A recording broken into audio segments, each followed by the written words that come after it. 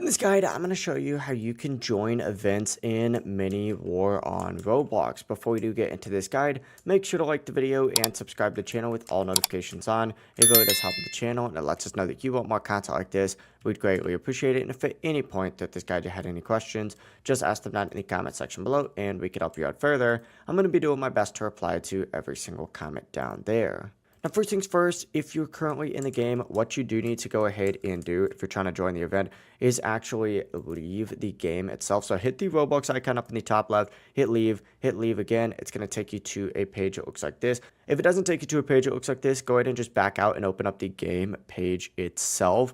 And essentially what you need to do is scroll down on here and you're going to see these little events on here. You can see when these events start. Looks like the next event is going to be on May 9th at 1 p.m., which is not too long from the time that I'm actually making this video. And then after that, they have the huge Navy update after that. You can hit notify on these events right here so that you get a notification as soon as the event actually starts.